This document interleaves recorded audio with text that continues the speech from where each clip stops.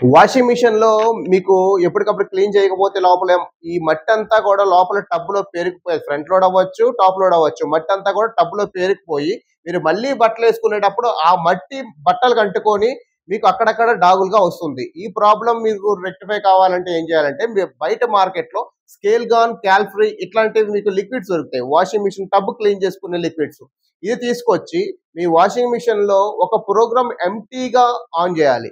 ఎంప్టీగా ఆన్ చేసే ముందు అది వాటర్ అంతా నిండిన తర్వాత ఒక 1 అవర్ సోక్ చేసి వదిలేసాలి. వాటర్‌తో పాటు దాన్ని నానబెట్టి వదిలేసి దాని తర్వాత ఎంప్టీగా బట్టలేమేయకుండా ఎంప్టీగా ఒక ప్రోగ్రామ్‌ని ఆన్ చేసుకుంటే ఏదైతే లిక్విడ్ ఏస్తారో ఆ లిక్విడ్ ఎంప్టీగా లోపలంతా కూడా నానిపోయి ఉండడం వల్ల టబ్ అంతా క్లియర్‌గా తిరగడం వల్ల ఆ పల్సేటర్ కింద గాని, ఆ టబ్ వెనకాతల గాని ఏదైతే మట్టి పేరుకుపోతుందో ఆ మట్టంతా అక్కడ కరిగి మీకు బయటికెళ్ళిపోతుంది.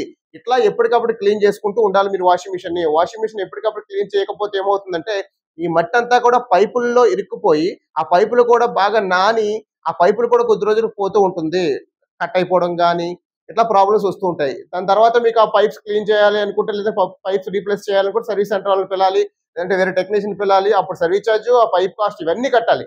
వీటన్నిటి నుంచి మీరు తప్పించుకోవాలి అనుకుంటే వాషింగ్ మిషన్‌ని ఆ లిక్విడ్స్ యూజ్ చేస్తూ ఎప్పటికప్పుడు క్లీన్ చేసుకుంటే మీకు సరిపోద్ది. మీరు పైపైన క్లీన్ చేయగలుగుతారు. లోపల టబ్ లోపల చెయ్యి వెళ్దు మీరు క్లీన్ చేయాలంటే అది పాసిబుల్ కూడా కాదు.